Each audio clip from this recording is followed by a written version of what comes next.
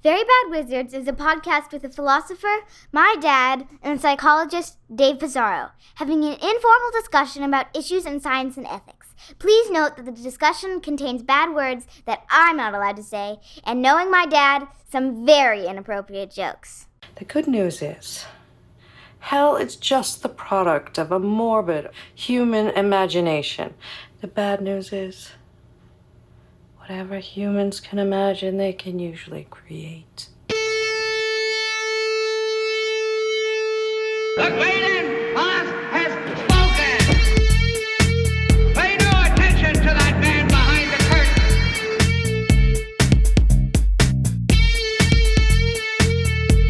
Who are you? Who are you? A very bad man. I'm a very good man. Good man. They think deep thoughts, and with no more brains than you have. Pay no attention to that man. Anybody can have a brain. You're a very bad man. I'm a very good man. Just a very bad wizard. Welcome to Very Bad Wizards. I'm Tamler Summers from the University of Houston. We have Paul Bloom with us today. Paul, you were David's mentor when he was in grad school. Did you see the spark of Keir in him? He always had all of the humors and his wrath and everything. Yes, he was always the golden child. There Is sexiness a humor? there was no surprise how well he turned out. Paul was a good father. I think it was the tempers, though, right? Oh, not the humor. right. You know, the humors are the real thing. Yeah. Paul's taught intro psych for too long. Yeah. The humors are the real thing. Tempers are made up. That's silly. So today we are going to be talking about the season finale of Severance, and also I think just about the season in general and the show and the philosophical questions, much like we did when you came on after the finale of the first season, Paul. One of my favorite discussions you guys ever. That was, and I listened to part of it again, and how much I enjoyed season one, and I think we all enjoyed season two, so this will be fun. Yeah. Actually, my sister-in-law, it is her favorite episode. And she hasn't listened to all of them, but she's listened to a bunch. And that episode, nice. Yeah. First, though, because this is a science and ethics podcast, we are going to be talking about a new journal article in Personality and Individual Differences on the ick. Yes, right up our alley. It's a concept that I've been wanting to talk about for a while. And to be honest, I think, Tamler, you're the first one to even bring it up to me. I embarrassingly didn't know what it was. And then, I don't know, it was a few years ago, you said something about the ick. And I'm sure you heard it. I got it from my daughter, yeah. Yeah. I hadn't heard of it until you guys sent me the article, but then Christina, my wife, reminded me that I had, because we had watched together the show of the hot rabbi, Nobody Wants This or something, where this rabbi hooks up with this Christian woman, and anyway, in one of the episodes, she gets the ick because he brings a bouquet of flowers to her mother, and the bouquet is too large. And there's a big scene of how she's not attracted to him anymore. And do they use the term the yes, ick? that's right. That's right. We Yeah. really made a big thing about it. Because most of Seinfeld is about the ick. Yes. In one way or another. Man hands and one word. Exactly. Low talker. As the authors make clear, Seinfeld, Friends, you kind of get a sense of that these are millennials, I would bet my life. So right off the bat, what do you think the ick is, Paul, based on your understanding now? Based on my understanding now, I think the ick is canonically something women feel. It could be, men could feel it, I guess, but the canonical form, a prototypical form is women feeling it. And it's not merely discussed. I think the core thing, and the paper actually said this is the most frequent example, is when a man acts unmanly, effeminate, or in some way not manly. So some of these examples are great. My favorite example of all is chasing awkwardly after a ping pong ball. Because I have been that guy. And after you're running around a ping pong, and you can't get it, and you're going to bounce off walls, and then you realize you're losing status in front of everybody, and you're just so I think that's the fundamental form of the ick. Yeah, I guess my understanding is on the face of it, trivial thing, aesthetic or personality, whatever, that disproportionately causes you to lose complete attraction to somebody. Yeah, right. Sort of sadly. Abruptly. And the trivial is important. Yeah. Right. Right. It's not like you found out that, they're Nazis or something. Yeah. Exactly. It's trivial. And also it just all of a sudden transforms your feeling radically towards the person. Yeah. And uncontrollably. And you feel bad about it, but you can't really unsee it. My daughter, I asked her like what some examples were, and she said chasing the ping pong ball is the paradigm case.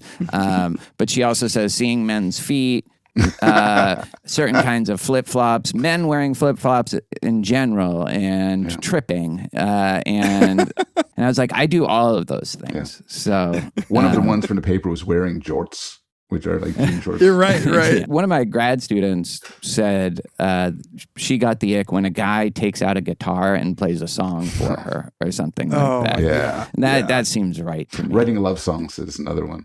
Yeah. Right. Bad poetry. So this article that we're sort of loosely using as a reason to discuss the ick,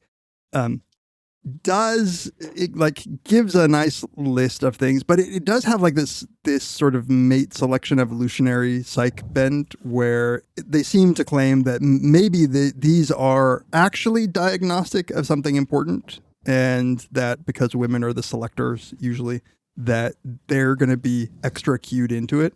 Their further question is what are the individual differences that might be related to getting the ick? But they do think that much like a lot of evo-psych theorizing, that this is a amplification of a reasonable process that women have to find. They have to be careful not to make the error of choosing somebody who's not as good. Basically, women who had the ick gene had more offspring than women. Better offspring than women without the ick gene. Yeah. Well, here's what they actually say: the icks may stem from an increased sensitivity to potential risks in mate choice. You gotta love evolutionary psychology. People are generally more attuned to potential losses than to equivalent gains, making them especially reactive to traits that might indicate incompatibility or relational risk. Kahneman and Tversky, 1979. Even minor aversions may act as protective mechanisms, leading people to reject unfit partners before investing further. From an evolutionary perspective, error management theory, not to be confused with terror management theory, suggests that cognitive biases evolve to minimize the asymmetric cost of mating errors. People, particularly women with disproportionate parental investment, may develop heightened aversion to even superficial cues that suggest incompatibility or low mate quality.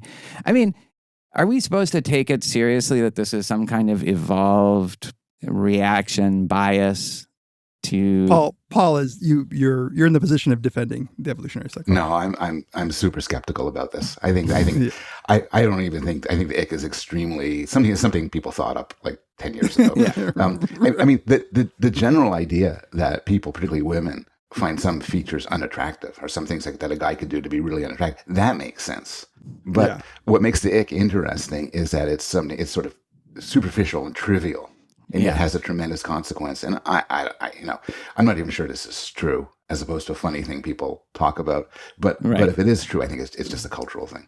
It's arbitrary too, kind of some of the things that are the ick. Wait a second. It sounds like you're saying that there wasn't a huge benefit to picking up ping pong balls really quickly in the savannah. You see a guy just swiftly with one swipe get a bouncing ping pong ball, and you're like, damn. I want to fuck that guy. So on the conceptual analysis thing, we were discussing this at dinner last night, a few of us, and Christina coined the term the slick. And the slick is the opposite of the ick. So if the ick is running after the ball, the slick is snatching it out of the air and without a single thought.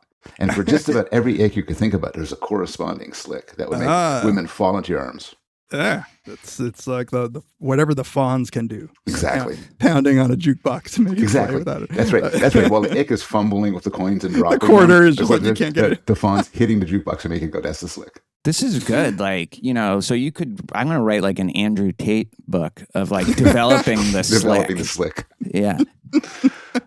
I had to jump into the supplementary materials to see the actual things people said, and some of these are they're great. Oh yeah. So So they separate these. They're ordered by male or female. And despite what you were saying, Paul, even though it is largely a female response in their survey, there are male responses in. So there's ones that you might expect, too much makeup. But this one made me laugh. Feet don't reach the floor of the chair. Dangling feet. I guess a lot depends how high the chair is, but yeah. When she spits her gum in the trash like a guy. Yeah, right. I like that. Right. One of them said choking on food. Oh. Which maybe speaks to your fitness. Yeah. But I don't know if it's like... I can just imagine I'm choking on some food as a woman. That's such a turn off. Ew. Into astrology strikes me as that's something that's a biased sample of like rationalist, borderline incels. Beliefs in ghosts, Tamler. Yeah. Beliefs in ghosts is slick. So one of the guys said of a woman, she ordered a beer instead of wine. Which apparently... So a lot of these, if it's for men being effeminate or non-manly, a lot of these for women are being too male-like. Yeah, maybe. You know, Paul, I'm not sure if the ick is correlated with unmanliness. I think some of them are, but if you look at the chart, there's one that's overly feminine, but the others are something that men could definitely be, like misogynistic or being annoying or publicly embarrassing. The too trendy thing is... I thought the largest category involved not being manly enough. I forget what they called it. Yeah. Which isn't always effeminate, but it is like sort of physical incompetence. I have to give this example from somebody I know. This is now her ex-husband. They go to a bookstore, it's just an outside bookstore, and it's all glass walls and everything, and it's not clear where the door is. So he runs to the window and starts frantically waving his hands to get people's attention to find the door. That's perfect. Yeah. The one that made a lot of sense in the women complaining about men was using baby voice to say sorry. I think that using the cutesy voice is probably like a real good, unless you're doing it with like multiple layers of irony of something. Yeah, maybe. Or maybe hopefully talking to a dog, but right. It's okay that you get a little exception there.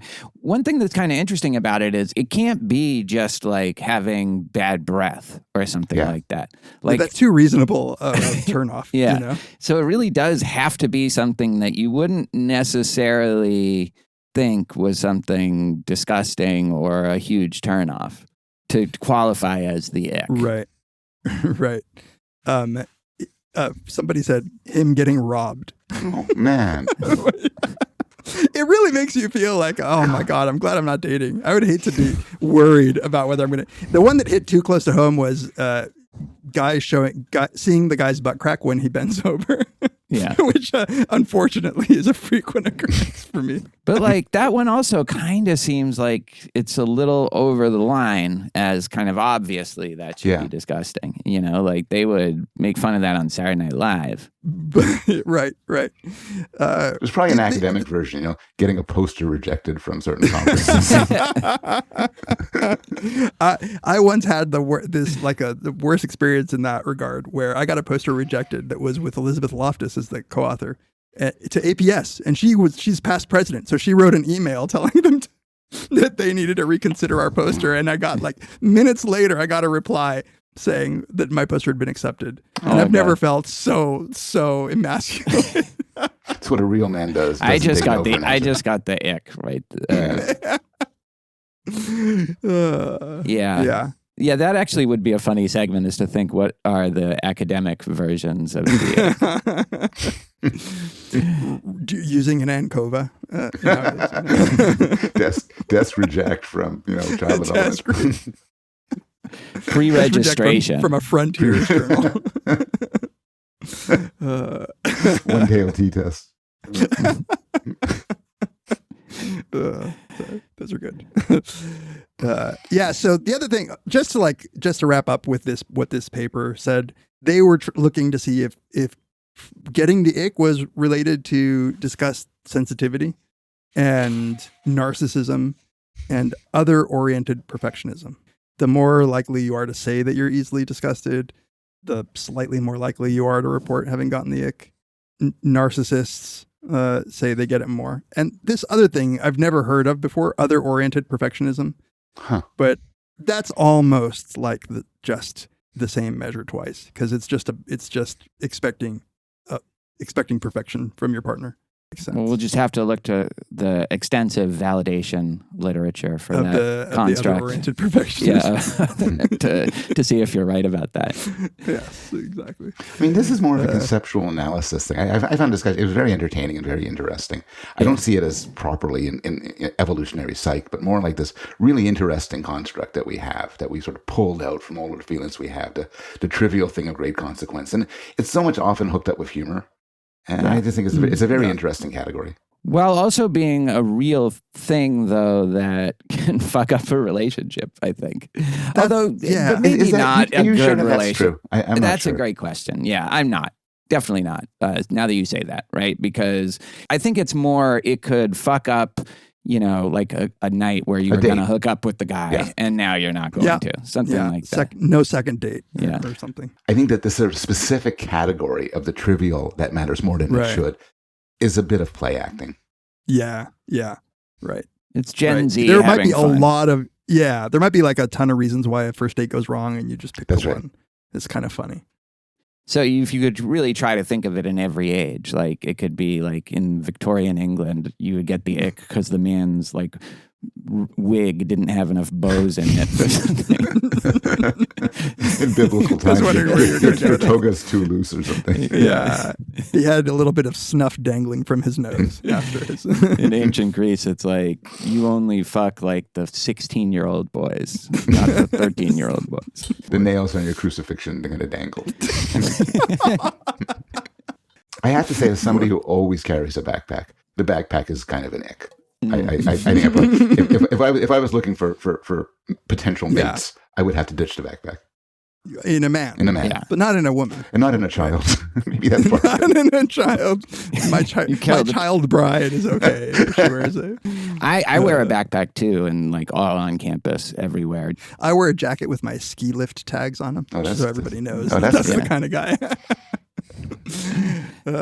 You haven't been skiing in a while if you think it's there like are since still 1989. It's like 1989. I wear my black belt just wrapped around loosely around my waist. I just walk out with my dick out.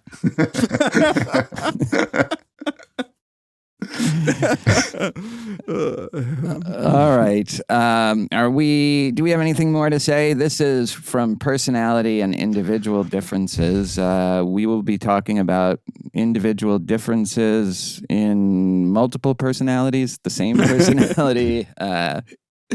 That's all up for debate. So we'll be right back to talk about Severance.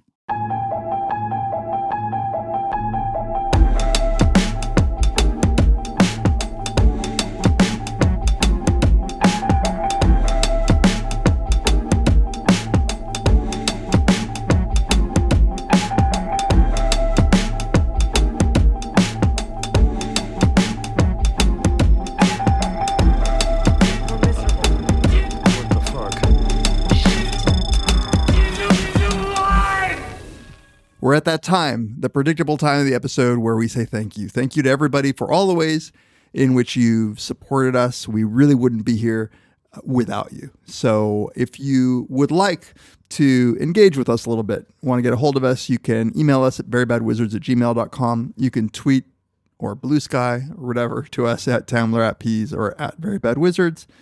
You can engage in conversations with some other Very Bad Wizards listeners, some arguments, at reddit.com/r/verybadwizards. You can follow us on Instagram at verybadwizards. And if you so desire, if you see it as something you're willing to do, you can go on to Apple Podcasts, give us a rating and maybe even a review. You can also do that on Spotify.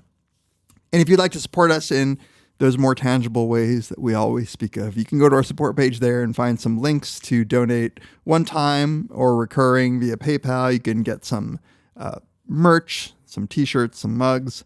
And of course, you can be one of our beloved Patreon members. Join the Patreon community. where we give you something back for the generous support. If all you want to do is show us some support, get a back catalog of ad-free episodes and some of my beat compilations, you can do that for only $2 a month. If you want access to our, at this point, hundreds of hours of bonus content, including our regular Severance podcast with Paul Bloom, the Reintegrators, where we have covered every episode up until now this season.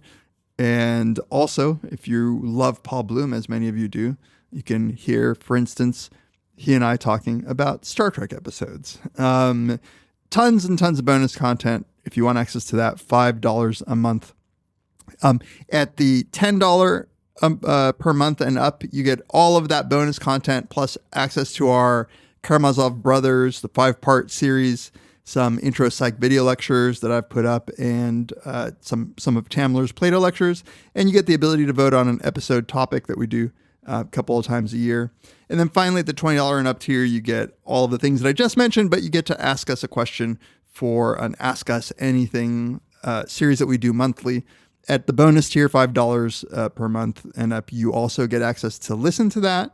At the $20 tier, you can ask us a question and watch us on video, unedited, which is kind of important because some of them really need editing. So once again, thank you to everybody for that support. You're the reason that we are going on year 13 now of doing this. We wouldn't be here without you. We appreciate it. All right, let's get to our main topic, the season finale of Severance and season 2 overall. First, we've talked about this a little bit off air, but I'd like to just get a general sense, like, what did everyone think about the finale? Paul? I really liked it. I had mixed feelings about some of the episodes that preceded it, but this was fun. It was fun. It was surprisingly violent. It was surprisingly comic. You had these great innie-outie interactions, and it ended on a good cliffhangery note. I think no notes. They did very well. Yeah, I really liked it too. We had talked at the end of last episode about the finale was going to need to bring something because the season was, I think, for all of us, hit and miss. Yeah. And we all, I think, had a little wish list of things that it should bring. And it hit, I think, most of them for me, and even hit some that I didn't know I wanted. But one of the things was, like, it brought some of the funny stuff back that I thought was missing from some of the overly dramatic episodes. Yeah. We got the context, like at least 3 of the 4 of our beloved main characters together working on something. And I think most importantly for me, it just gave us that, like Paul was alluding to, some of that innie-outie philosophy of identity stuff. That's what got, I think, all of us really into the show to begin with. And I love that, the first scene of this. Yeah, of Mark meeting his outer and innie self. Yeah.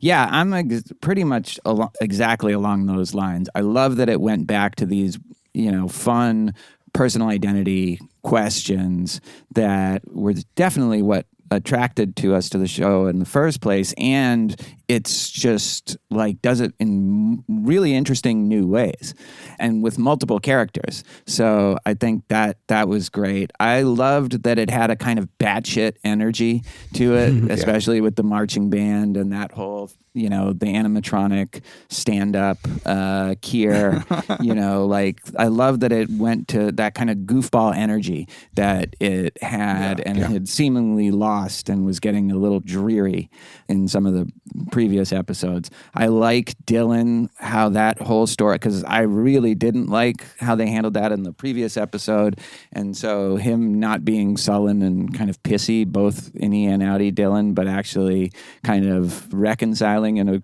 pretty beautiful way. I thought that was great. I love that too. Yeah. And then, the thing that I have said all season, which is like, I like Mark S. and Helly R., and that is the true love story of the show.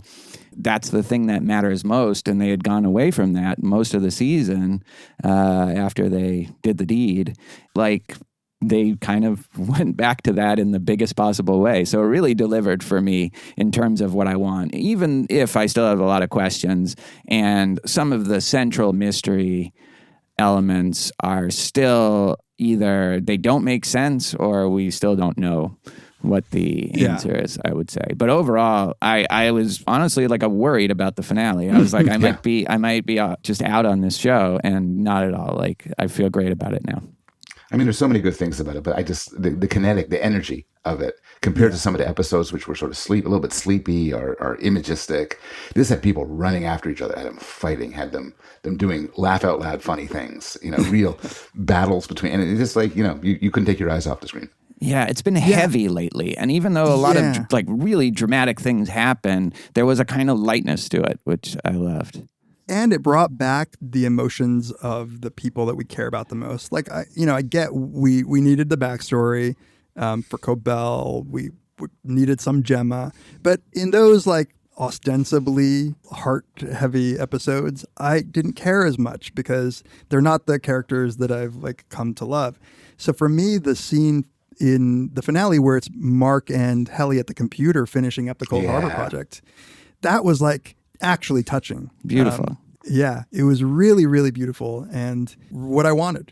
I also wanted to ask you guys I found that just if you can call it pacing when you're talking about an entire season, it was just a little off for the season for me, right? Yeah, I agree. It seemed kind of arbitrary when one would follow the next, if not for plot reasons, though sometimes, like that Cobell show probably could have come at any point. That's right, it could have come at any point. The Gemma show too, actually. Yeah.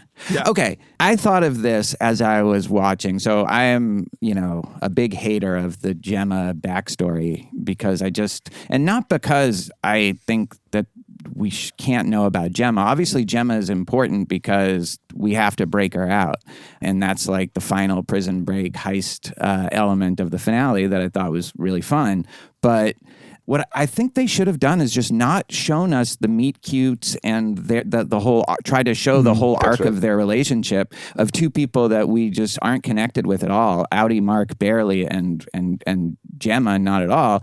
Like, just, we get it. They were married and in love. Like, we can fill in those details without having to see it in a, kind of heavy, dreary episode, One thing I have to say, though, and I know you guys are a little bit against Gemma and on Team Helly, but the scene where Mark, and I know Tom going to review things, but the scene where Mark sees Gemma in the room dismantling the crib, and then she leaves the room, and she recognizes him. They fall into her arms. I got teary. They're very good actors, and the music was, and I just really, it really killed me. Yeah. Tambler is more anti-Gemma than I am. I'm not anti-Gemma. I'm more just... Well, you kind of don't like the actor who plays her. I don't know if it's her fault or that there's really nothing to the character exactly, nothing distinctive about the character. But in any case, I do feel like if they could have just kind of reoriented their approach to this season, it could have been a little better. But you know what? It's still a great show, and I thought that was a really fun finale. Yeah, have you guys listened to or watched any kind of post-finale reviews? It's kind of mixed. Yeah, I've seen a bunch of the YouTube channels that I watch do it, and somebody alluded to the fact that it was mixed, and I was like, man, it was so overly positive for episode 7. I don't know how it could be mixed for this. Like, whoever these people are, we're looking for very different things in this show. How could other people be so wrong? This is where to go for your Severance news. I do think, like, if you were into it for the puzzle box, this finale might have been a little bit of a letdown because not enough things were answered. I think the idea that the goats are just these kind of sacrificial, ritualistic, like that's the mystery of the goats. I think people wanted cloning or uploading consciousness or something like that being confirmed. And all we got was a kind of bare explanation of what Cold Harbor is and that project is, and without even a real sense of why or how it works and what the mechanics behind it are. We'll talk a lot about that, I imagine. Yeah. Do you want to do the summary? Yeah, let's do the summary, then we can go through the episode, talk about some standout scenes. All right, here's the quick summary, hastily written up because I've forgotten to do it. Mark debates himself on the plan to free Gemma, and then the aftermath, what happens afterwards. Helly R gets a heartwarming visit from her dad, who says, "I do not love my daughter." but fortunately not referring to her, referring to Helena, and he tells Helly that he sees Kier's spark in her, like Paul saw in David. Dylan writes a really heartwarming and funny letter to his inner self. I really loved that. Mark S. completes the Cold Harbor project, and then Milchick calls the Department of Choreography and Merriment to celebrate, which involves a huge marching band in a very enclosed space. We see that Cold Harbor for Gemma involves taking apart a crib in her old clothes, the last clothes that she saw Mark in, and does it without emotion, showing that the barriers of the Severance chip are holding. We learn the secret of the goats. Mark and Drummond, this is Audi Mark at this point, have a James Bond style fight with the goat killing weapon. What's that called? Bolt gun. Is that the weapon from No Country? Yes, Yeah, same mechanism. Yeah. Yeah. And Mark frees Gemma, much to Robbie Benson's chagrin. Mark S. takes Gemma to the exit door and lets her out, but then runs to his true love, Heliar, so they can spend however much time they have left together. Nice summary. Thanks. Okay. Can we just start with that first Mark scene? Yes. Because there's one thing that I just wanted to say that I appreciated so much. And that is, I think a lesser show would have not trusted that we would be patient by watching the setup and the changing of the camera. And they would have transitioned right away to some version of them just talking to each other. Like they did at the very end. Yeah, exactly. But they would have done it a lot earlier. Yeah. I thought that just the time that they gave us with that, it was so good and so worth it. And I think Adam Scott does such a good job showing us the real conflict in both of those and the true differences in both of those characters, as he has for a while. I thought it was just brilliant. And I thought that argument that they're having with each other just gets to the heart of what it means to, in some ways it's what we do we bargain with ourselves all the time. But to make it so explicit like that just was great. I totally agree. One of our complaints about previous episodes was that some scenes seemed rushed. The Dylan Gretchen scene seemed really whipping through it fast. This one, they took their time and they developed it. And I love the back and forth. And I really concluded, and I don't think it is to the detriment of the show, that Audi Mark is kind of an asshole. And Innie Mark got his number. He said, you're gonna get her back and you're gonna forget about me. And of course he is. Yeah. And he's a little bit condescending and a little bit dickish. Can you understand that the relationship you have, we have it so much more? And Yeah, you think you're in love, buddy? Yeah, and I don't think he realizes that he's an asshole, and this is another part of the performance that I really loved. I think he's in real time realizing, I might be the asshole here. And the sincereness of Mark S., Innie Mark, is the sincerity with which he's well, okay, explain it to me. So, I agree that it was crucial that they extended this because also what's very cool at the beginning is before they get into their argument, it's just so cool to see this other part of yourself that half the day. And they both, they let them both, Audi and Innie Mark, have this moment of whoa, holy shit. I love that. That's exactly how we would be. Yeah. We'd be in this state of delight. Yeah. And I said in our last conversation, I had no idea how they meant by having Innie Mark and Audi Mark talk to each other. And I thought, that's what they mean. Mm-hmm. Yeah. And they played that really well. And just the idea, at first you're you do ask yourself, I think you brought this up last time, why don't they just talk on the, and then you're, oh wait, no, they can't because it's the same exact guy. They can't just talk on the phone.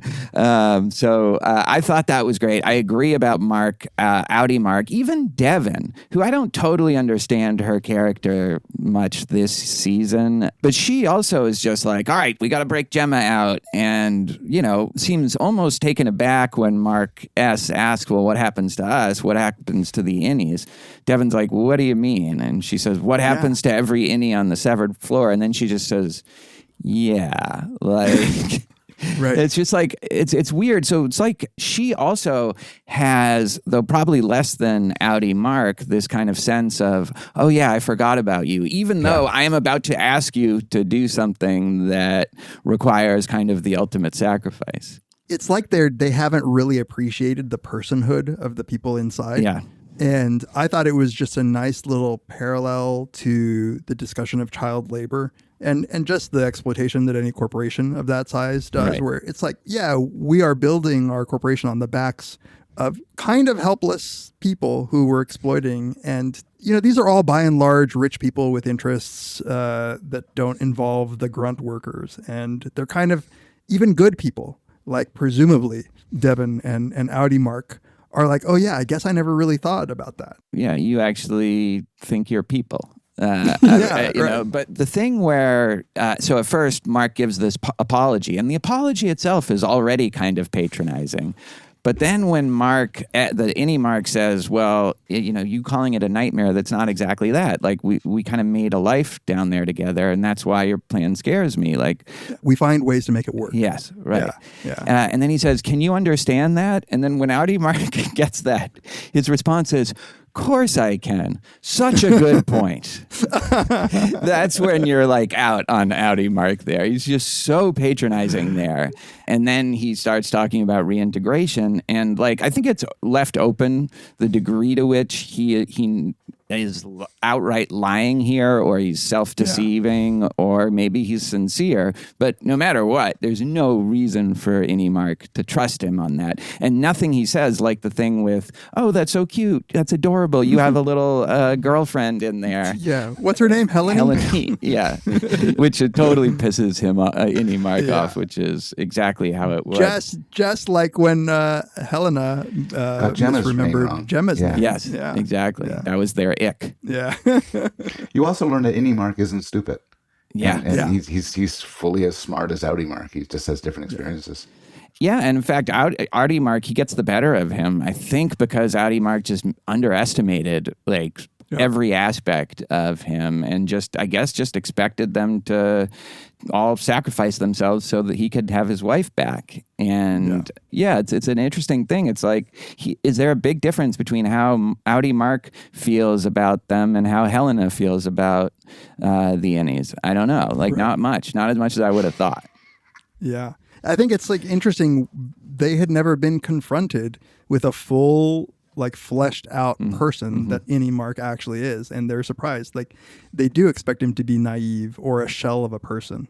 And if you think about it, there's a big difference between how Dylan treats his innie, which is with some degree of respect. Right. No, that's the Right. great juxtaposition, I think. Dylan is the one person who treats his innie with respect. Partly I hadn't because, thought of it. like his wife chose him over. But whatever the reason. I love the point that he made. Well, look, dude, even if we reintegrate, I have 2 years of memories and you have 10 times that or more or whatever. So it's kind of like dying. But, I'm like getting the short end of this deal. And when Eddie Mark says something like, well, I'm not sure it works that way, I got the sense that Eddie Mark had no intention of doing this. Yeah. Yeah. Because I wouldn't. I get my wife back. Am I really going to risk whatever psychological disintegration is caused by bringing in some other self? Yeah. He just wants him to go away. Yeah. Also, he has no idea how to go about it. Is Gabi coming back? Like, yeah. So, and when she was there, she did something. She drilled a hole in his head and it didn't work. But do you agree with that? Like, about what any Mark is saying? Like, what if he just has all the memories? Does that mean it's just like all of a sudden I had a ton of new memories? Would I not think that I was me? Or and then how does we are called the reintegrators, but what actually does it mean to reintegrate? Do both of them lose their personhood? Do they become how do they merge into a single felt consciousness, like an ego? And then how do the memories work? And any Mark loves Helly. When they integrate her, they love Helly 50%. How does that work? Yeah. Has it created a new ego such that there's now just two people? Just because one has more memories, it's still going to be like the average of the two egos? Or do the memories matter so much for our identity that we really are different people? There is not to out myself as too much of a nerd, there's a really philosophically interesting episode of Voyager, Star Trek, where there's a transporter accident that merges two people together. And they learned sort of it's integration of two completely previously separate people. And when the captain says, I've figured out a way to separate you guys to be, two people again, the new person says, so you're going to murder me. Like that's what you're saying. And the captain's like, no, I don't. What do you mean? I'm separating you. He's like, yeah, but I am a new me. And you're essentially saying, like, I don't want this new person. I want the other people. And in the end, the captain decides to do it. And it's actually like a brutally cold episode where you feel like it's murder. So my intuition is like that the reintegrated person is a third thing. Yeah. I think we're coming to the conclusion there's no such thing as reintegration. If they're two people, and it's certainly one loves one person, one loves another person, you can't smack them together and keep the two. You get a third new person, or you kill one of the two.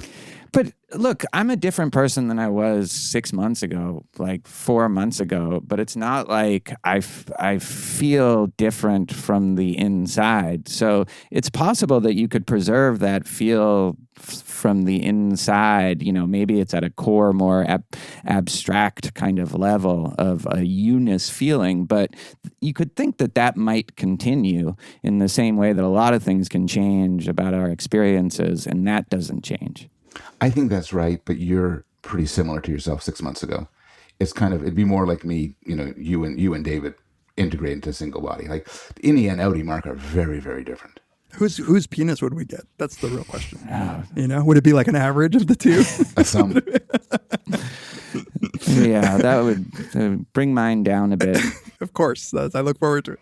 But Tamler, it sounds like the Buddhist is arguing for a continuity of self and this strong self. A little bit, maybe, or at least raising that possibility that in the same way that the whole Buddhist conception of the self is that it's all kind of an illusion of continuity that maintains itself through these weird habitual patterns and mechanisms, but two people could maybe still have it within now the same body, because it is the same body also.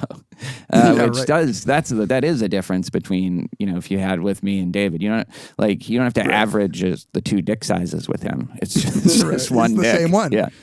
It's interesting. I do like that if in canon, what Paul said, that what the real answer is that reintegration as we understood it is a fiction, like that Ragabi has been on this wild goose chase, and maybe that Cobell knows that it's not possible, but in however way we mean not possible, that it's not actually possible. Like there is something that still lingers about what the fuck Ragabi was doing. Did it do anything? Was this just was she just giving him like weird seizures and trippy like flashes that were just not actually even getting close to reintegrating? Well, but we do know that Petey had more success. Like Petey was true. a little That's more right. integrated. But I think that, if there was a flaw with the season, I think high up there is it's a big deal when he starts the reintegration process in episode 3. Yeah, remember we were like, oh shit, it's already what's going to happening. happen next time? Like, is he going to be fully reintegrated Mark? What does that mean? And then that just completely didn't pan out at all. And by the end, I think it's kind of clear that Mark is completely severed, and that didn't work at all. So what was the point of that? That's true. The whole thing was a red herring. You could have done a whole show without any attempts at reintegration, and it would be pretty much the same. Yeah. Unless this might be me giving too much of a pass to this finale, but I keep thinking for all of the mysteries that weren't solved that they need to save something for the next season. Yeah. And maybe we'll get a more fleshed out story of what Ragabi's doing, and maybe she was actually working with Irving. Maybe there is this resistance that's been working behind the scenes. But yeah, as of now, what the fuck was that? So one thing I want to say about the scene before we move on is that after, he starts getting mad and he starts saying, multiply that by thousands of days. And also and I was so distraught. I got fired from work because I would show up, as a teacher drunk. And then he said he put all Gemma's stuff in the basement so he wouldn't have to see it. Mm-hmm. That's such a good metaphor for the severance process, right? Yeah. I'm not dealing with it. I'm not confronting my grief. Yeah. I'm putting it away, like downstairs where you can't see it. It's the Freudian iceberg, right? Yeah. It's the pushing down into the non-conscious areas of the mind. Yeah. Yeah. And then the other thing I just wanted to say is I think I like the way Cobell just realized this is not going to work. Like, he's not stupid. And then she tells him the truth. The numbers are his wife, different consciousness, says this is the 25th time. Once that happens, you're dead. And there's no happy ending with you and Helly because Helly is Helena who controls the whole thing. So, like, either way, you're fucked. Might as well do the right thing and help this poor, helpless woman escape, I guess. Is that what she's saying? That sounds right. Yeah. I don't know what Cobell's motivations here Yeah, are. we never either. know. It is never made clear. Yeah. And I hope the guess show it recognizes depends. that. Yeah, I think so. That's another big thing that hopefully we'll figure out in season 3. What did you guys think when she yells out to Mark, like, I care for you? I don't remember the exact words. Is she just like, is this an example of somebody who's just, nobody's all bad? Like, she actually does have affection for, in some ways, somebody she helped create? I believe that more about Milchek than her, but just because of how she treated them, in the break room and stuff like that. But she doesn't treat people well on the outside either. Yeah. So maybe she has, and I think she was just doing little experiments with them. And, I think having Gemma down there was her idea, probably for scientific reasons, but maybe, I don't know. It's a good question. But what about the explanation that she's just bitter because they betrayed her, and so she wants to bring the whole thing crashing down now because fuck them? I feel like that's the surface motivation for what she's doing. Yeah, I think so. I guess it was a straw that broke the camel's back situation at the end, and that's why now, for the first time in however many years, she goes to retrieve her chip plans because, like, she wants to bring something out. I believe she might not really know what she's going for. We can talk when we talk now about Cold Harbor, about something that you were saying, Tamla, over text, which I think gets to the heart of what's going on here. Like, I think the emotional center that Cold Harbor was supposed to be, or at least like the plot center, what we really learned this is all about, it is all about Mark and Helly to some extent. That the Gemma thing is not as important as having, as you might have thought, given that they tried to give us a whole artsy episode about Gemma. Yeah. But by the way, you just said something that hadn't occurred to me, David, which is that this whole episode where Cobell is retrieving the documents saying that this has been stolen from her, it kind of doesn't make any sense anymore because they're going to destroy Lumen in this other way. And so what's the point of this document? Who's she going to show it to? What's the issue there? Yeah. It's going to take it to a judge. I want to talk about that theory because I had a theory, which I don't totally buy, but that the Cold Harbor project, like, in design, was about Mark rather than about Gemma. But let's just talk about what they say it is and see if we fully are agreed on what that is. So all these numbers were the tempers, I guess various combinations of the 4 tempers. And whenever they would put it into a box or a certain number of boxes, that would create a new consciousness of Gemma. Right? So that and they needed to do 25 of them for all the different rooms that she would go into, which would explain why Mark was so important, but doesn't explain why all these other people are also working on creating Gemmas, and why Mark himself was not even the project manager until Petey tried to reintegrate and then got fired. So, how do you understand how this is supposed to work and why these particular people are doing it? No idea. No idea how what Irving and Helly, what they're doing for those numbers. No idea. Okay, so there's a couple of things that, one, maybe less important, but I still don't get what exactly those numbers are doing. Like, why it's necessary for them to be binning. Like, on the one hand, if what you're doing is you're picking Mark because he has an emotional connection to Gemma and somehow he recognizes those features of her mind, that's interesting and cool. But why is that required for creating essentially these blank slate innies? Right. I think they're just hand waving. Like, maybe there are smarter people who have figured out that there's a true, deep, coherent thing that's being alluded to. But as far as I can tell, it's kind of hand wavy. I don't know why you can't just hard reset or whatever, like a consciousness, so that every time somebody walks into a room, you've essentially created an amnesic, Like, why does she need her humors in some organization for each? Unless there is some very, very specific reason that they need this particular ratio of the tempers to each other in order for Gemma to be tested in that situation. Or maybe they need to have a specific combination, that's maybe highly complex just to create a consciousness at all. And so given that they have this one consciousness that they can study, then maybe that's why they do it, is because they have to, otherwise they just create something that doesn't work and never is sentient or has consciousness in the first place. Right. You never get to consciousness. Yeah. Yeah. But but then I just don't get then why the other people would have any idea how Gemma, like what her particular combination of tempers are. I'm puzzled as well. I was assuming for a while there, to the extent that I thought about it, that everybody was working on the file of somebody that they might have been close to. Yeah. And that's why it makes sense. But I think it's pretty clear that some of the projects, like whatever project that gets completed for Dylan's waffle part, the one that he succeeds in. Yeah. I think that was one of the rooms. I think that was one of Gemma's rooms. Yeah. It's like, why would Dylan have anything, like, unless they all knew Gemma in the Audi world somehow? But that doesn't make sense. They didn't. Right? I don't think they did. Yeah. So I don't know. I really don't know. And yeah, you might think, okay, well, they're just doing some sort of like help work for Mark's primary work. But it seems like Dylan was like badass at whatever he was doing, and he was winning the And they also finger got traps. the same feelings looking at the numbers. Yeah, right. And we see that because Helly also recognizes those. Yeah. Yeah. And she says when they complete it, at least it's a happy one, which is interesting because that a happy one would complete Cold Harbor. But yeah. And then let me ask one other question. With the other rooms, she had to go in there multiple times because we get the sense this is like, I was just at the dentist. I've been there like 5 times. And then with this one, though, she just had to do it once and then the project was complete. Like, what's the deal with all that, too?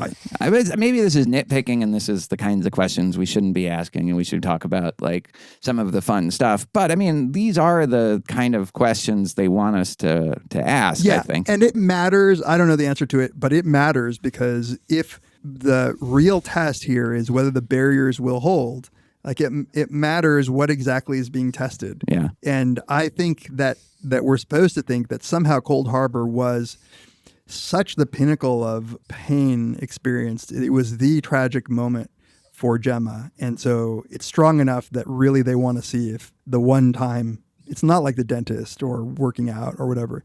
And notably, there's a difference. On all of the other ones, it is any Gemma in the various rooms experiencing pain, and they're testing to see whether Audi Gemma has a recollection of it. This time, they're doing the inverse. Right. They're seeing if any Gemma gets bleed from Audi Gemma. And it's not that bad to take apart a crib if you have no terrible connections to it. That's right. And so maybe Cold Harbor was one of the difficult ones to recreate because essentially they're testing something they hadn't yet tested, which is the bleed from the Audi into the innie. Yeah. Which might have been happening. They just doesn't seem to have been part of the previous ones. Because the thing that they want from the dentist office is for you to go to the dentist, not like, and then you're walking out of the dentist's office and you don't feel the effects of it. Yeah. Yeah. Yeah. Yeah. So this is the other thing I wanted to say about this whole what's going on in the testing floor. So Nikki was expressing, I think, some disappointment with the answers that we got. And I think she was expecting more. She's like, they've built up Cold Harbor so much. You know, the final episode is called Cold Harbor. We're supposed to think, you know, she wanted something more dramatic, like she's actually dies in the way that she almost died when she hit the tree in the accident. And the more I thought about it, the more I realized, like, I think it works if you really buy that Lumen is just a company trying to develop a product. Like them saying, like, you are the most important person in the world. This will be the greatest achievement. It's like Steve Jobs introducing the iPod. Yeah. It's not really the emotional center of this story. The emotional center is the fucked up thing that happens to these people that they're creating and the story that occurs because these innies like are different people with their, you know, they become these different people with conflicting interests. That's the heart of it. If you think the whole thing is about the mystery of Lumen, I think my realization at the end of the finale is Lumen's a corny corporation. They're a corny corporation that has retreats and they have these like dumb activities for their employees and they really care about a product that they're launching. Yeah, and I think it's Right. more than just like a soulless kind of capitalistic corporation. You do get the sense that they moralize what it is they're doing. Maybe like, Musk will moralize like SpaceX or something like that. Yeah. But like they Yeah. think that this is a foundational step for humanity to live life pain-free, without pain, Yeah. without suffering. And I think that's why it has these cult-like elements too, Yeah. in addition to the large corporation exploiting its workers elements, which it also definitely has. Yeah. It's like a parody, too, of just the cults that really seem to be created in these corporations Yeah. where people do worship the leaders. That's right. So, I mean, this gets to a major thing about this finale, which is different from season one, which is season one ended with a series of revelations, including the she's alive. Yeah. This had none of this. Cold Harbor was kind of what we thought it was. Yeah, something along oh those my lines. God, the goats, okay, sacrificial, but nothing. They're not clones. They're not robots. They're not souls of other people. Yeah. And I in fact felt that helped with the way they set up the show, which was to have this heist prison breakout thing. But it had, if you think about it, very few surprises. That's right. And if there's one thing that we were wrong about, is we thought there would be something that would just a big reveal that we are not expecting, like the first season. And there was absolutely nothing like that. And instead, what it did is deliver like kind of the best of the show without that big twist. I was even wrong about my kind of lightweight prediction that Milchek would turn and end up with the good guys. And instead he gets still more humiliation. I think that will happen, but they're slower burn. saving it. Okay, one more thing about the Cold Harbor thing. Well, unless you guys have more. At first, I was like, well, okay, the barrier worked because she doesn't seem to be right. Like as they're looking on in the creepy way, like this, James is viewing what's going on, Dr. Maurer is viewing what's going on. Seems like it's a successful test of the barrier because she doesn't seem to be having any emotions at all. Somebody pointed out that at the end, when Mark comes in bloodied and says, "Take my hand, trust me," that she actually reaches out and trusts him is the failure of the barrier. She was remembering something deep down, but emotional, that she could trust this man. Because otherwise, a bloody guy runs in and says, like, "Take my hand." You're not going to do that. And that's why James and Dr. Maurer are like, fuck. Like, that's why they're upset, because they realize that her taking his hand means that it was a failed experiment after all. Yeah. Here, like, what is she at this point? She is just like when we're first introduced to Helly in season one in the pilot. 30 seconds old. She's 30 seconds old, so she doesn't know what the fuck is going on. But that's the thing. It's like, why does she not ask questions and be like, what's going on? Where am I? What is this? She, like, is there something like hypnotic in his voice? Like, why? I didn't understand. This is the other part of Cold Harbor that I don't understand. It's like they create her already kind of docile and not inclined to ask what's going on. Just, here's voices. That's a general question, which we were wondering about in the Gemma heavy episode, which is, okay, they fake her death, they kidnap her, but why is she so docile? Yeah. Like, I view it as somebody who just got their head knocked and they're like currently experiencing amnesia. But it did seem as if the innie Gemma for Cold Harbor was especially devoid of a personality. Yeah. And maybe they were creating an extra clean, an extra refined consciousness to test out whether they could create something that had no bleed. Like you might expect some of the other innies, they have memories of the world that are a result of Gemma's experience in the world. Like they know what some things are, as we were talking about in a previous episode.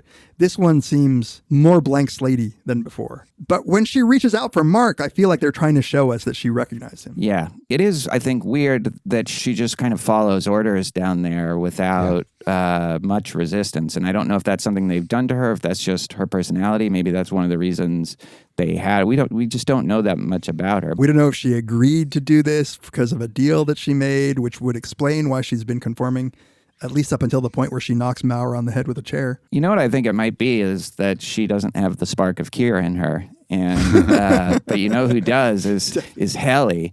And I love the scene when, Innie Mark just demands the next thing I better see is the elevator door opening. And it's a great cut. I love that cut. It's such a good cut because you just see that's them knowing their beat. Even Devin's like, he's not wrong about like asking about reintegration. So yeah, we didn't need to see them deliberate what to do. We just see they gave in. He had the power. In that. Yeah. But then, so he gets out. He sees that painting.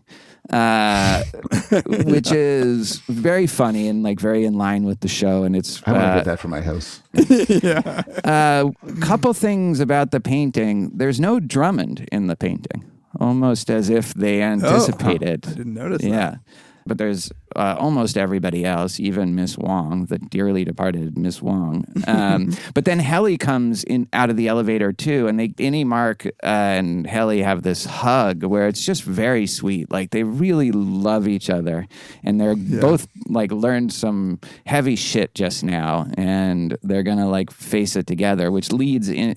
They're walking through these darkened hallways. They see that Kier animatronic statue. It reminded me of like a teen adventure romance, like they're running down these corridors. There's this weird statue holding an envelope for him. That's where you see these two kids are in love, Yeah, they're young and in love. Yeah. Now we have the Dylan story. If you want to talk about that, the letter. Yeah, you said some about it already, about the touching nature of the letter. But so this is in response to Dylan's request to not be, his demands to quit. Audi Dylan writes this super touching letter. And as both of you were saying, I think we'll agree that like they really redeemed this. We thought they gave him short shrift, even though this wasn't a long scene. The way that he expressed himself in that letter where he says, first of all, fuck you, super relatable. Yeah. Like just like honest. It shows respect. It's not patronizing. Right. None of that condescending shit that Mark was doing.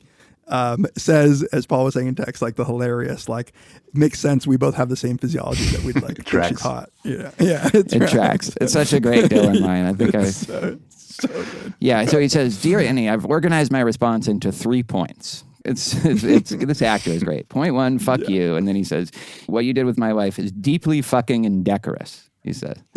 Point 2, I get it. She's perfect. And given our shared physiology, it tracks that you'd agree. Yeah, he's treating him like a real person.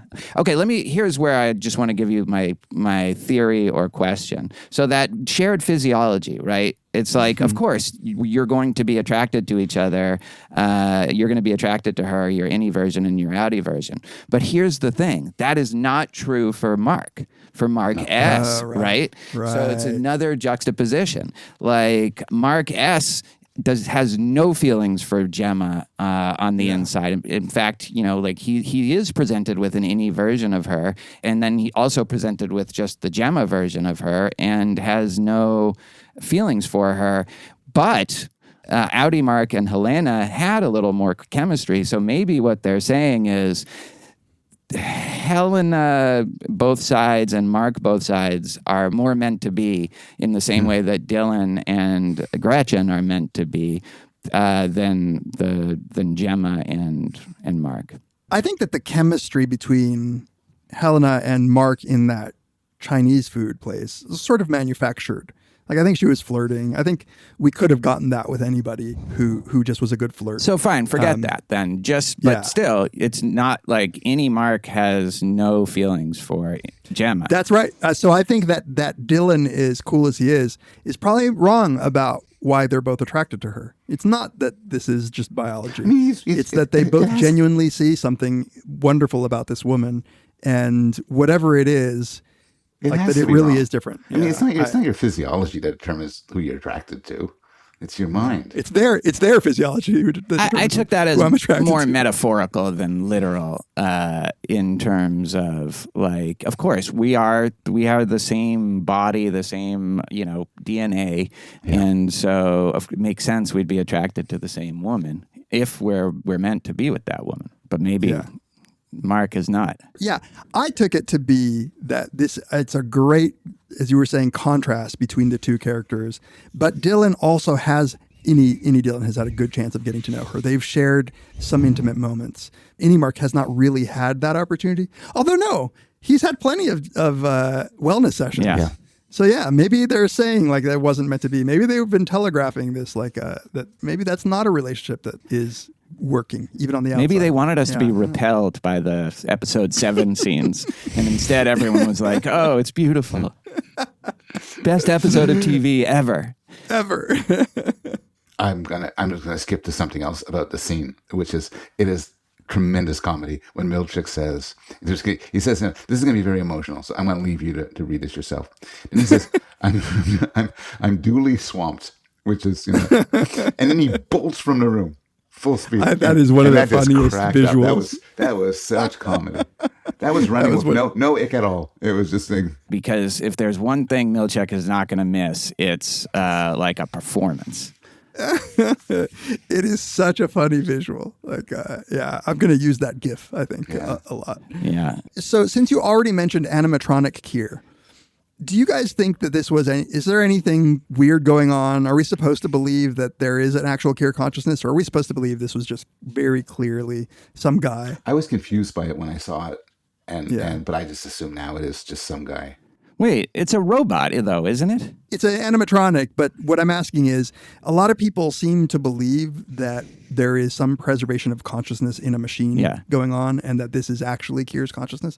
But that makes no sense, because they wouldn't have had any of the technology to even record his personality or consciousness in 1865 or whatever the fuck, right? And also the sniping at Milchick about his loquaciousness, Yeah, right.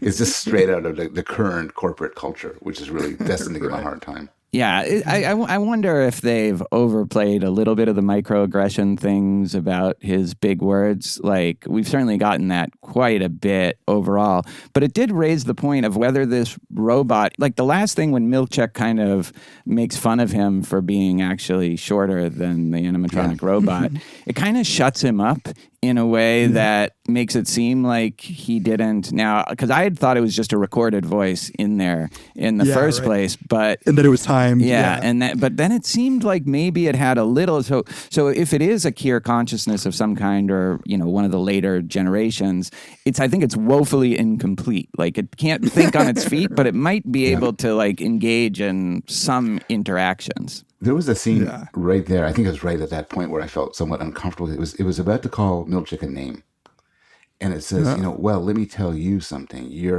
And then there's a long pause, and it said Seth, and I was wondering what it was going to go with. Right, that was when it seemed like reactive to call him Seth in that, because that was after the insult. So one thing we didn't mention is he enters to the Alan Parsons Project song, which is the music for the 90s Bulls, like the Michael Jordan Bulls. Every time they would come onto the floor, that's so awesome. This is where it gets a little batshit. The show just goes off the rails, but in a way that I just loved, like the whole time. Yeah, I loved it too.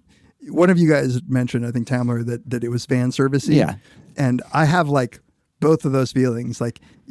It's fan service, but I'm a fan. They had said that even in a podcast. They said, we wanted to top the waffle party. How could we do that? And we want to bring in more dancing. And it's not like it's inconsistent. Like, this is just a feature of that character. So it makes sense that he might also do something like this. Milchick just wants to dance. That's what he wants. That's what he was born to do. It's like Billy Elliot. Yeah, exactly. I think at the end, his end, in the series finale, he should just be part of some dance group or something. It's a total 60 minutes of him dancing. Yeah. Yeah, and then it's weird at the end where he says, "Thank you for the feedback, Seth."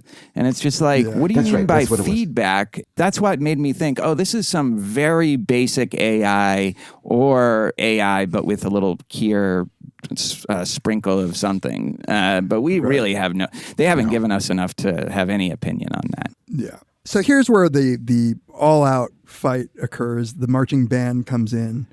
And this is a part of the episode, maybe the part that I was slightly annoyed by the most, which is we get Helly and Mark, they have to implement their plan, because of course the marching band comes in, Milchick comes in, they do the stand-up bit. This is all happening as soon as they finish Cold Harbor. We know that they have to get to Gemma right away. So they're under this pressure to get there. And then this marching band comes in and it's going crazy. I love the wacky cameras, GoPros on the drums, and there's chaos. And Helly realizes she has to create a distraction, so she steals Milchick's walkie-talkie. Mark's trying to get out. Milchick, though, is dangerous at this point. And we get Dylan flying into the room and pushing the vending machine to block him in the bathroom just in the perfect time. Yeah, and he's like, hey, it's like very action movie, like Indiana very action Jones movie. kind of, like. Yeah, right. It was a Dylan Ex Machina where he's just like right at the right moment. And I just thought that was... I loved it. I liked it. Yeah. I see what you're saying, but I loved it. Yeah. Yeah, because we wanted Dylan to come back. He just had the letter. You could see him being a little inspired by the letter. Yeah. He just had to clock everything that was going on in that instant. And, maybe he's just a badass. Oh, I wanted to ask this about the Dylan letter. It's not clear, or am I wrong from the letter, whether any Dylan, if he chooses to live, will get to see Gretchen anymore? It's not clear. It's not clear, right? It's not clear. No. Yeah. You would think, given the spirit of the letter, that, okay, you can, but you just can't fuck or something like that. You can do hand stuff. Yeah, exactly. on my birthday, we could maybe a blowjob. But then he also just gives him the choice, like another sign of respect. And you have agency. And you see that he didn't check accept or reject the request. So it's up to you. So you could see from that him going in. And it's convenient that he just all of a sudden knew what was going on. But, he sees Helly trying to keep Milchick in the bathroom. She must have her reasons. And he was just kind of an asshole to her in the last episode. So this makes it up to her. I liked it. It's corny, but I like it. Yeah. We didn't talk about before this, Helly and Mark. You mentioned that you almost cried in this scene, and so did I, of just them talking about the equator and what the equator might be. So good. And then, I wish I had more time. And that's where you really get the kind of poignancy of it. And then that's right when they finish Cold Harbor. And then that transitions into this completely insane, chaotic, batshit scene, but there's a real emotional moment that happens right before, and now it does come more of an action, like James Bond movie heist, but it's not quite well planned enough to be like a kind of perfect heist thing, because there's a lot that kind of goes wrong during it. Right. Mark is so outmatched by Drummond. Originally, he's very clearly getting the shit out of him. tossed around like a rag doll. Okay, here's a question. I don't know if I'm missing something, but wasn't Mark supposed to book it for the elevator? Yeah. What room was he trying to get into? I don't know. I had that same question, and especially on the rewatch, kind of thinking, is that going to be answered? Yeah, he was supposed to go to the elevator. Is he on the testing floor when he tries to enter that room? I don't think so. No, because he then takes the elevator to the testing floor. He does, right. So the goat that they're going to take to sacrifice is on the severed floor, and that's why Drummond They were going to is sacrifice there. it right there. Yeah. So maybe that door is just right, left, and he messed up or something. Like, we don't know. That's what I was thinking. The only thing is he messed up. That's what made me remember it. I think because you said like this is kind of he got messed up in the directions. He got confused, right? They were very confusing directions because you have to start from O and D. Like the instructions say start from O and D. So the only thing I was thinking is maybe he's running to O and D so he can get like his bearings, because the directions are like from O and D, turn left. Yeah. The woman of the goat, by the way, was Brianna from Game of Thrones. Brianna, I didn't know that until I read it. Oh, you didn't? No. Oh, yeah. Did you watch Game of Thrones, Tim? I watched the first season, but that's it. Oh, she came in much later.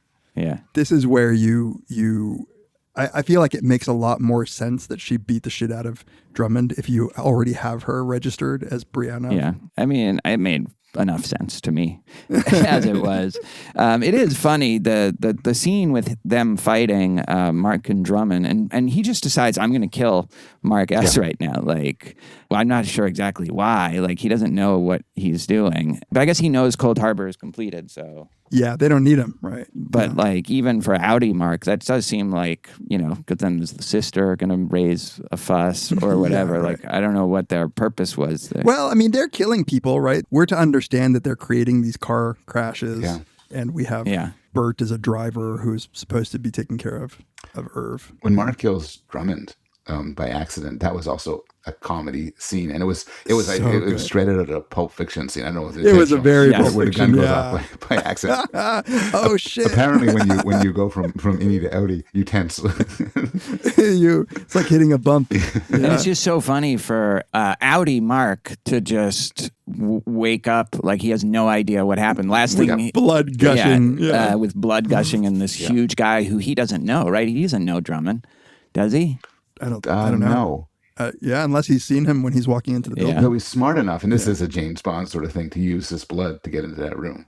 Yeah, I loved that. That was very clever. It's Yeah. again, action movie stuff. Yeah, I like that. Yeah. So the goats the mammalian's nurturing department raises the goats to be sacrificed to with the people who are also sacrificed to be guided to Kier.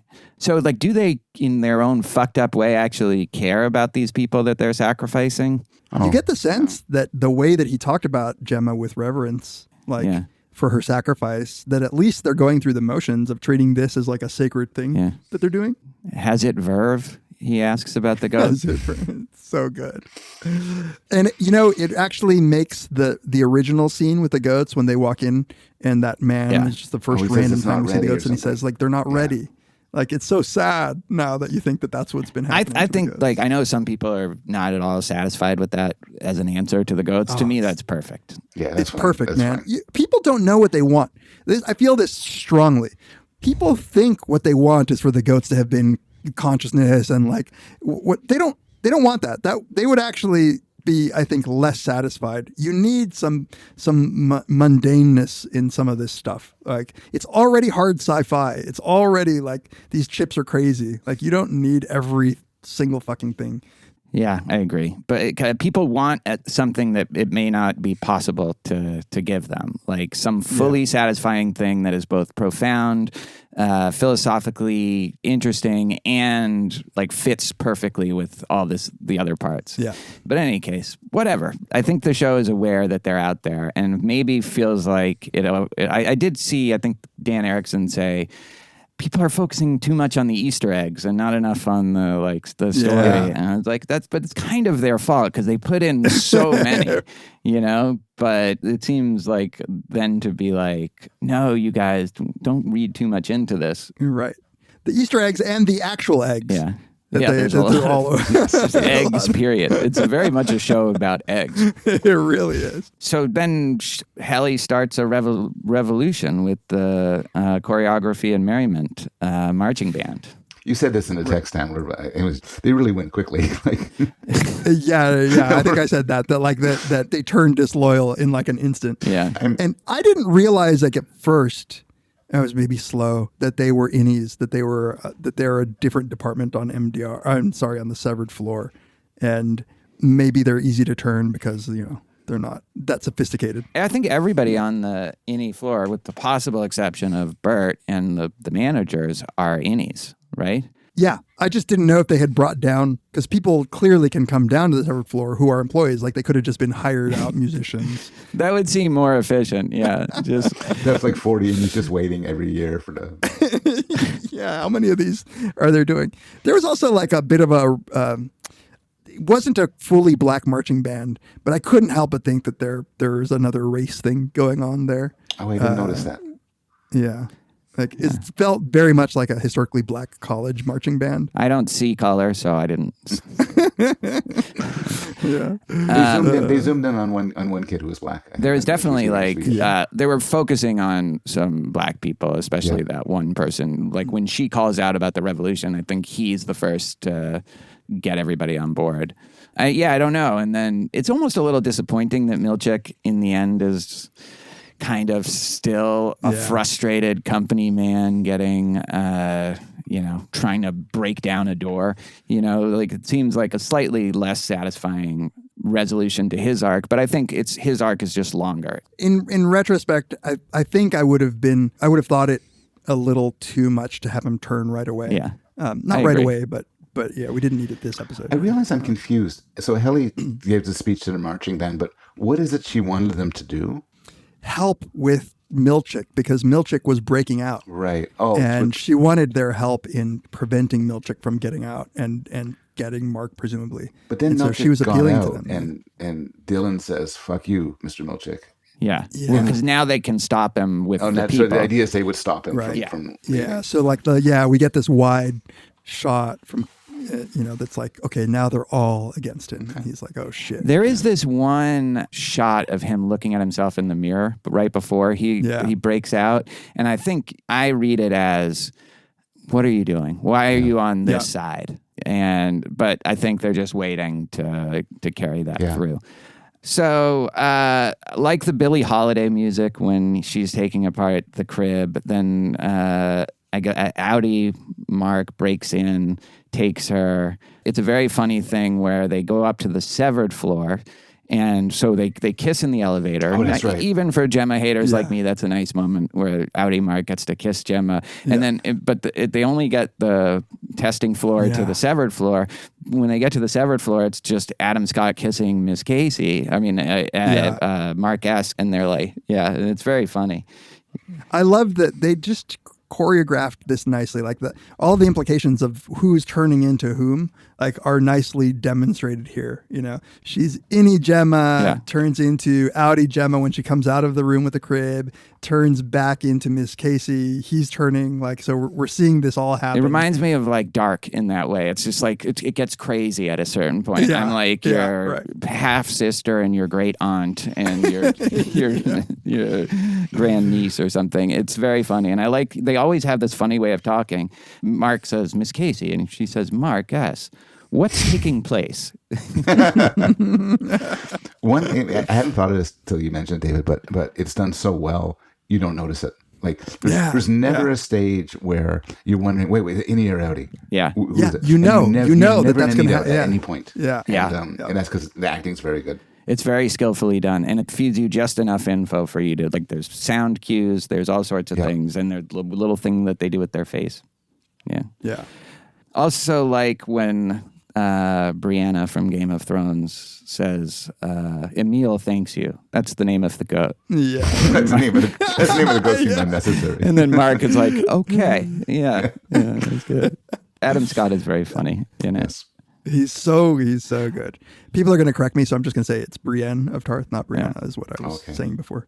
By the way, just going back on something, Ben Stiller was saying, or this was, I'm interested in details that Apple very much did not want Adam Scott to be the actor. To be Mark. Yeah, to be Mark. They fought against it, and Stiller insisted, and they fought against it. I think Really? They might have wanted something more classically handsome or something. They don't say why, but they really didn't want him. What are you saying? He's ugly? Is that what you're saying? You're saying he's not classically handsome? He's handsome enough. But or maybe they wanted more of a name actor. I don't know. But they so they didn't want it. I thought it's such good casting, though. He does have the ability to be kind of blank-faced. And he has that biting. Did you guys watch Party Down at all? Yes, that's a fun little show. Yeah, he has good comedic chops. And he can be a true innocent, but then he can also be a total asshole. And like I think we're finding out that the show needs both from him. Yeah, right. Okay, so now it's Mark S. Miss Casey is Mark S. knows what's going on. Miss Casey has absolutely no idea. God knows how long it's been since she's been Miss Casey. And Mark just takes her to the door. Now, according to the plan, Mark is supposed to go with her, turn into Audi Mark with Gemma. And instead, he just takes Miss Casey to the door, puts her out. She then turns into Gemma, looking through the glass. This is another great thing at Mark S. And Mark S. has to decide whether to go out or not. And he hesitates even before he sees Helly. But then when he sees Helly, runs off with her. And I just love, and this is a good acting by that actress, when she first sees Helly, she gives this look like, who is this bitch? You know? and then just watches him run off with Helly, as everyone I think who's watching is rooting for. Not everyone, as it turns out. No, a lot of people not. Which is insane, I think. There's something wrong with you if you didn't want him to run with Helly. So he runs away, and it occurred to me that Gemma, does she know that that's not her Mark? Oh. No, she doesn't at all. Because how thinks would that she? He's like living out in the real world. Like she's been told, the only thing she's been even told is, no, your husband got remarried and has a kid now. Right. And she wouldn't have any memory of what happened on the severed floor. She has no idea that Mark is severed at all. And so just when she sees Mark run away with Helly, she thinks that's her Mark. Yeah, and I'm thinking she might think Dr. Maurer was right. He actually did leave. Yeah. Like, And moved and on. had a kid, and she's probably pregnant. So, yeah. tough beat for Gemma. They had one moment of happiness, like you were saying, Tim. Right. So That was beautiful. it. She was kissing him, and all of a sudden he's running away with Ellie. Yeah. Again, great performance. She's just like, Mark. But she's like mad. And rightly so. And hurt. One thing that wasn't clear to me is why she can't just go back in, because the whole point of that exit door was they go back in. They don't keep it might it be locked. locked from the outside, right? Or no, that's right. They do go back in, because we saw in episode but maybe 1 the that idea, maybe they keep it locked except when they're doing this test or something. In any case. Okay, I think that was the obvious thing for Marquez to do. He sees Helly, I think he thinks, if I walk out of here, that's it. I'm done. I'm dead. And so why not be with, even if there's no happy ending in the sense that we'll live our lives together, we can spend if it's just another half an hour together running through the world might end. Yeah. It's very much like, let's the hold world hands is going to while the world end ends. anyway. Why would I end it not with her? Since they love each other. Why? But then there's a lot of people thinking it's irrational, it's stupid, what's he doing? And I just don't even understand the reasoning behind that. Right. What were you feeling about what he should do in that moment? It was, I sent you guys this, somebody juxtaposed a picture of them running off with a picture from The Graduate, where this Dustin Hoffman disrupts the wedding and he runs away with the bride, and they're both crazy in love against everybody in the world is fighting against them. Yeah. And I think that's what they were trying to evoke. This was the case for crazy wild love. Yeah. And so how could you not be in favor of that?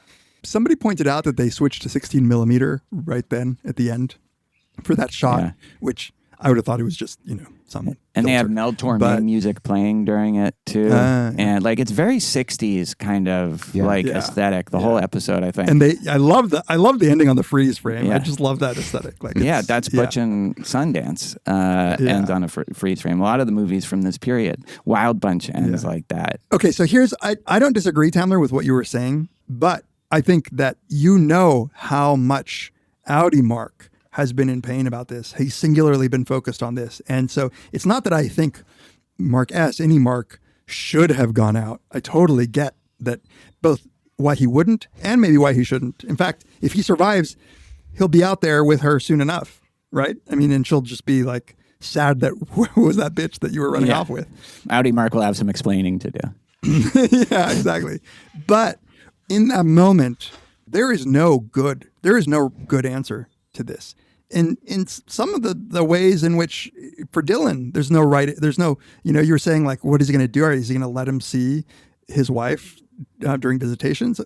There is no answer that could possibly make everybody happy. And I just felt for the fact that he genuinely is thwarting the happiness of this other character that we also care about, Audi Mark. And so if I found it hard to be like, woohoo, you're doing, go, because I know what's at stake. Yeah. I found it easier because of what we were talking about. Audi Mark seems like a bit of an asshole, certainly very self-absorbed. It's called grief, Tamler. Yeah. Yeah, it's been a few years. You were similarly indifferent when any Mark got raped. Get over it.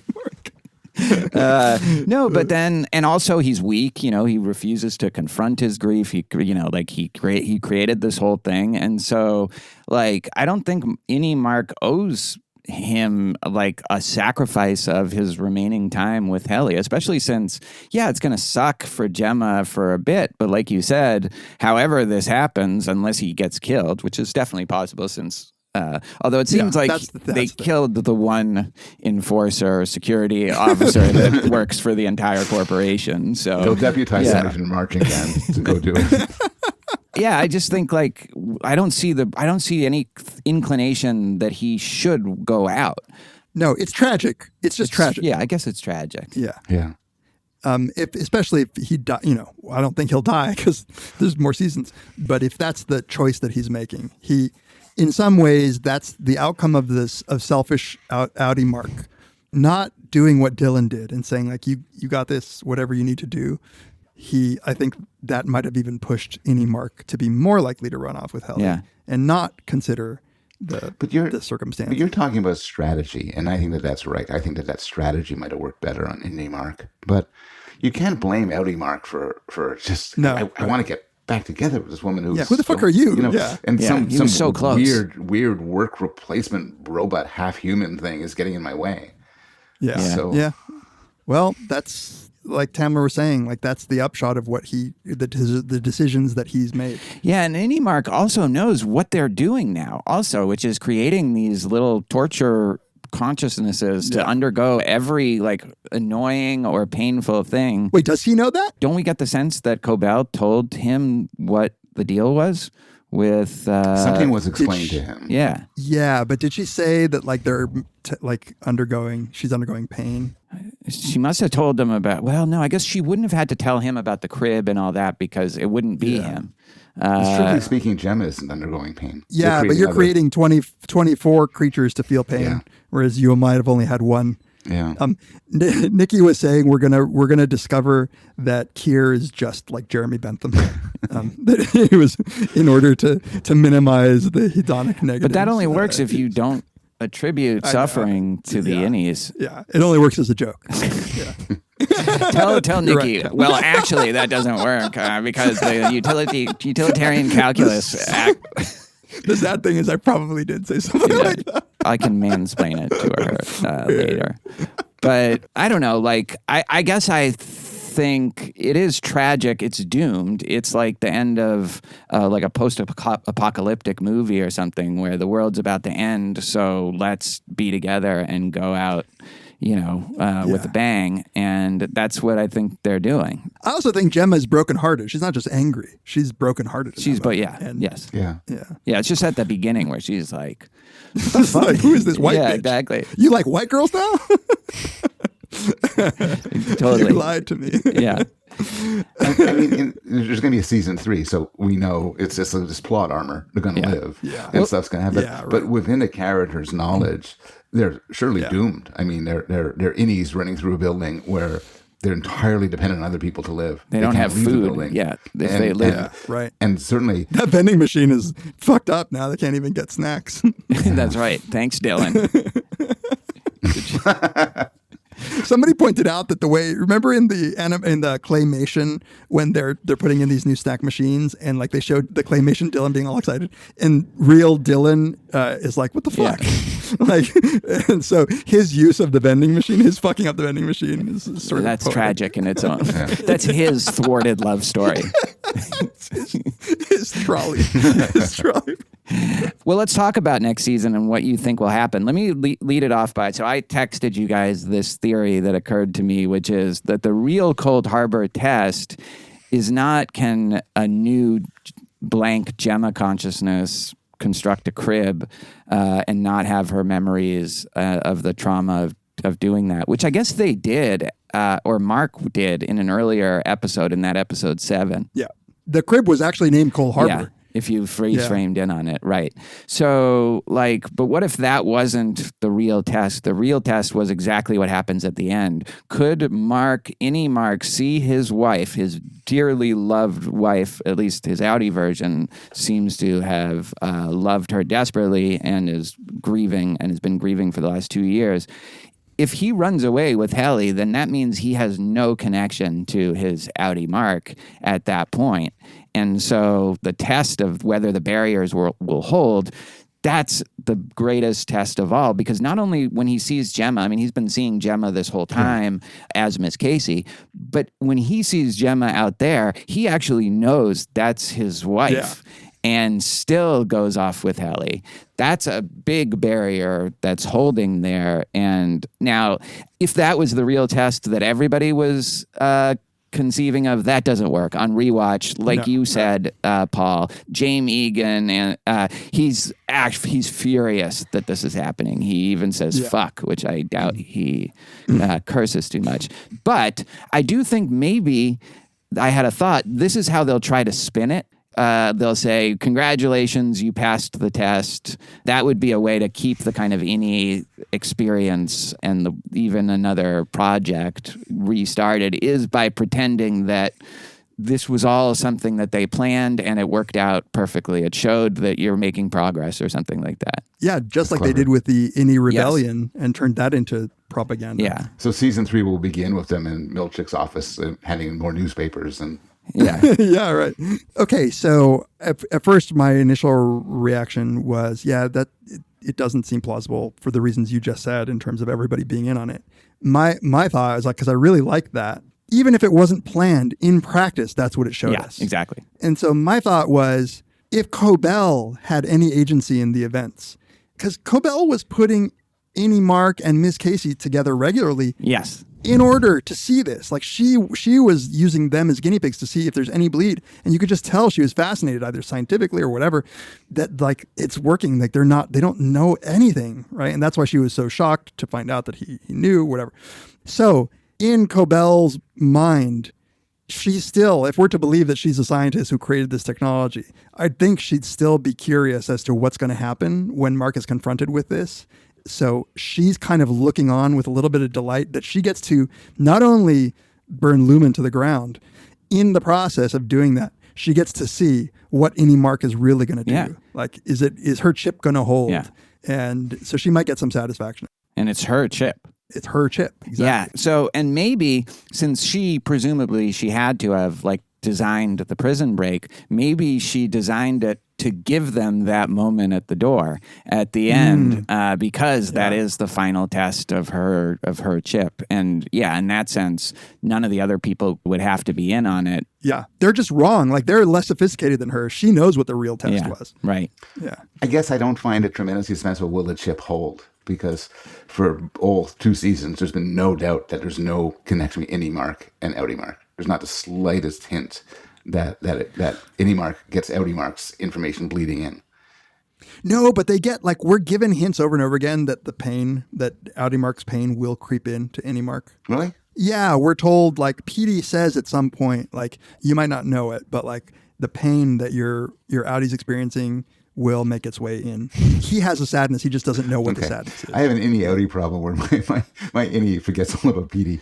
Right. So Yeah, but also Inni Mark has never had a test like this. He's never had a test as severe as Popper would put it. But as you guys pointed out, he saw his wife all the time. Yeah, but not knowing, oh, that's my wife. Yeah. Okay. But yeah, I think that was also a test. You know, this may be the next stage of that test. Yeah, those tests were p-hacked. This one was the real. This was the real severe pre-registered. test. This one was 0.001, not just 0.04. Do you guys know if, as they were finishing off season 2, they had an eye towards season 3? Because my understanding is it just got greenlit very recently.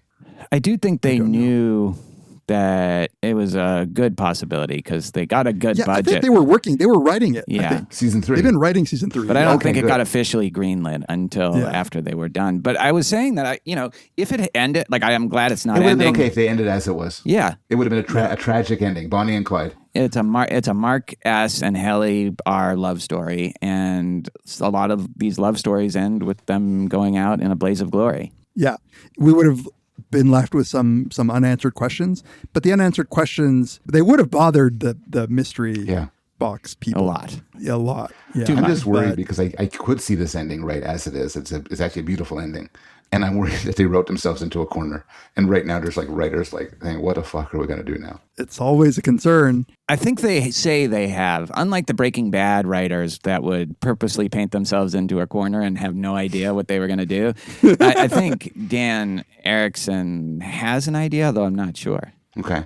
So somebody tweeted that switch to 16 millimeter film at the end with the Helly R and Mark S hand in hand, that the flashback scenes that were the love story of Mark and Gemma on the outside were shot in 16 millimeter. And that what this is doing is it's pointing out that this was the true love story. Like that this ending, that was a true love story. And somebody tweeted that and Ben Stiller replied, DM me. Whoa. Oh. I know. He should ask. That's what I've been saying this whole time. Why don't I get to DM Ben Stiller? Oh, man. Everybody's fantasy. I do think that is a kind of a if not a clear, at least a plausible reading of this episode, especially, is to make that very clear that this is about Mark and Helly. And that's why the outie Mark really does feel like he's on the outside of this whole episode, like a child just yelling and protesting and like, well, what do you mean? What do you mean you're not going to do it? You know? So there was a scene where Mark and Helly are in a very romantic scene where he's finishing off Cold Harbor, where they're talking about what would happen to them. And she says, like, I'm her, referring to Helena. And did you guys get what that meant? Okay, so I heard some people speculating that this is either actually Helena that in that is moment, unacceptable to me. which I don't buy, or that somehow there's an official reintegration process that she's privy to. I think what she meant was more along the lines that we didn't really talk about the scene where James comes in, and we mentioned it, but where he says, like, I see the spirit of the fire of Kier in you. And that's when she has this realization that she actually just probably is Helena. She has to come to terms with it. And I think she's sparing Mark's feelings a little bit. I think she's saying, like, I know this thing is doomed. So, in fact, I think she would have let him go to Gemma without protest. Huh. Yeah, that's my reading of it. That's what she's saying. Yeah. She's saying basically Miss Cobell is right. Like, we are fucked. Like, there's no saving us. So you should go and save this, innocent woman. And it's only when she says, I just wish we'd had more time, that I think she kind of pulls back a little bit from that. But I think what she's doing is the very generous thing of giving Mark permission, any Mark, to go and rescue Gemma with that line. That makes sense. Yeah. And in the final scene, she doesn't run after Mark. She sort of stands back. Yeah. And lets him choose. Yeah. Yeah. Another sort of way she's respecting him as an autonomous Whereas person. Gemma's like, get out here, you. Right now, I'm going to count to 3. I lived in the dentist for 2 years. Yeah. For you to Pussy. do this. This is maybe taking a step back, but like, I don't even know that I have a fully formulated thought, but I find this show so interesting in as much as it's illustrating something just about our relationship to ourselves, like in a meaningful way. Like we have to treat our future self and even our current self, our past self, as an entity with interests. And sometimes we respect it and sometimes we don't. Sometimes we make decisions that are really shitty to our future selves. And I just love how this sci-fi device allows for an explicit conversation about this. And also about like the different parts of ourselves that we're willing to face and accept and confront versus the parts that we just want to repress or hide away or avoid. And like, I do think one of the messages of the show is to integrate in a little bit of like the Jungian sense of like, the shadow self and the ego, like kind of merging successfully. Like that's the thing that is going to make us whole, is to not try to push our suffering away, but to just accept it as part of this larger integrated whole. And, we certainly do that, not just to our future self, who I treat like absolute shit, my future self, but like to our current selves, just different parts of us, that we push away. So like, it's another great metaphor for that. So I think that's what we wanted from the show, is just a lot of interesting things like this to think about. And it delivered it at the end with some meandering along the way, some fucking around. Still remains the most philosophically sophisticated show ever. And most in a good sense, not just sort of, in a good sense, just really engages you. Yeah. In the podcast I listened to, Ben Stiller joked, so I hope you enjoy season 3, which should be coming out in 2047. Yeah. Yeah. It's unfortunate they haven't started even pre-production on it. I don't think they're still cracking it out, but hopefully, we said last time, how the quality of the finale would probably determine whether we would do this again for season 3. I think I'm back on board for doing another one of these. They got me. Same. They got me. And in between, there's Ted Lasso. Fuck you. You're fired. You're out. I'm going to get my own podcast and get everybody to talk about each episode of Ted Lasso when it comes out. Get Yoel on the phone. Yeah, exactly.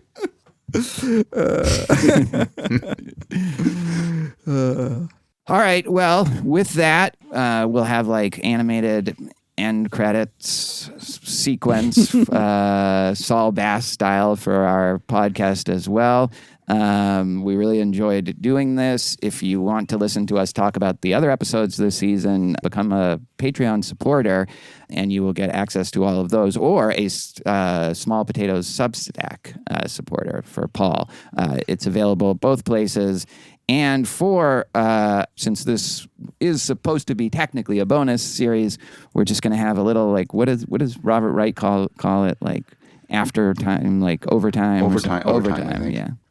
Overtime OT. contingency. Yeah. All right. Thanks for joining us, Paul. As always, our favorite guest. Yeah. Thanks, Paul. Thanks for having me. This is great. Join us next time on Very Bad Wizards. The great and boss has spoken. Pay no attention to that man behind the curtain.